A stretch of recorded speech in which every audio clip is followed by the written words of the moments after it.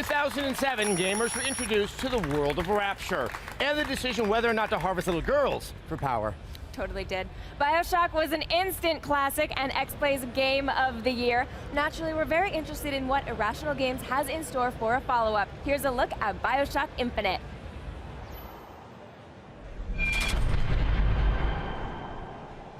Elizabeth. Promise me. I will stop him. That is an oath you cannot keep. But promise me that if it comes to it, you will not let him take me back.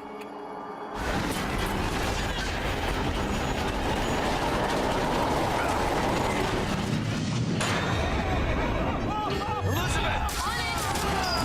Don't move, I'll be right back.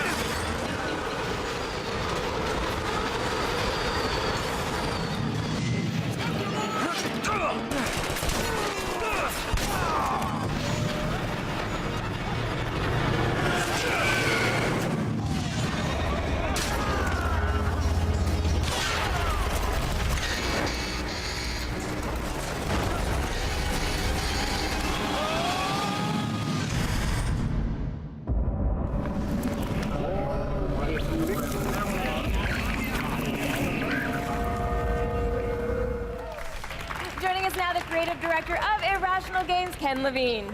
Ken, so good to see you. Thank you for being here. Thanks for having me. In games, comic books, we talk about this term of universe, and people have already used the term the Bioshock universe, but this isn't a true prequel nor a sequel, but it somehow does fit inside.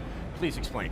Well, you know, when we started on it, I think our mission was we didn't want to just sort of make one of those sequels that it's like, okay, you give, 5 new weapons, a couple new levels.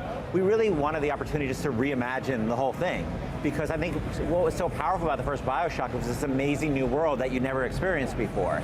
And so that gave us a ton of freedom. It's also scary as hell because we already had all this stuff and we just had to kind of push that aside, but we kept, the core things for me about Bioshock are, the feeling of that power of having a weapon in one hand and these other powers in the other hand, and exploring this, really incredibly detailed world that's sort of set in a period of time, a real period of time, but an exaggerated version of that period of time.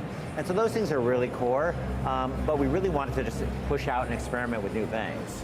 Now, you brought something with you in this mystery box next to you, and this actually relates to the skyline and how you interact with it. Yeah, we have this great weapon called the Skyhook, which is both the tool you use to attach to the skyline, but also a weapon, your melee weapon in the game. And we got so excited, we were working with NECA on some action figure ideas and stuff, and we said, well, what if we could make a real life version of this and for fans, so they could actually get. Oh, really? Yeah, and actually we're going to give this one away in a contest on our webpage. Maybe we take a look at it? You may, yeah. See, so I thought it was just a weapon you had around the office to kind of motivate people. Oh, that's yeah. I mean, that's good. I have a series of the diabolic devices. So it's a Skyhook thing, and you open it up. Let's see if I know how to open it. And here we go. Wow. And this is just a prototype version, but what Booker does is he puts it in his arm here. And it's a melee weapon, so it's got this kind of brass knuckle thing here. And these are the things that extend when you're jumping through the air. This starts spinning, and you actually see it in the game and grabs onto the skyline for you. But it's also, if somebody gets in your face, this extends out and can hit them with it. So now we're going to be able to really travel around the world using the Skyline system. Yes.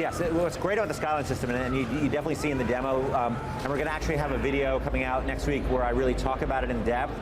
But it's like this roller coaster on top of another roller coaster on top of another roller coaster. It's a system that you can see that they use for freight in the world, to move freight around, but everybody, once the war broke out, started using them to get around, like the way the tunnels are used during the Blitz in World War II. And what's great about it, it's a totally free system. You can just basically jump from anywhere to anywhere, and there's a great sequence in the demo, Booker needs to take out this Zeppelin, and he could either shoot it down, just using his weapons, but that takes a long time, and that's the strategy he has, but also he can actually get on the skyline, go up to the Zeppelin, blow it up from the inside, and then he dives out of it in the demo. And that's all like in the simulation. That's not like a scripted sequence. Well, you know what? I gotta say, this once again typifies the fact that in Bioshock, it's Utopia gone horribly, terribly wrong. Do we have a release date yet for the game? Sometime next year. All right, that's good enough. If it's within the year for you, I'm more than happy. Ken, thank you so much for stopping by. Thank you. Bioshock Infinite, Ken Levine. All right, for even more on the game, to see the official E3 teaser video, just go to g4tv.com/Bioshock.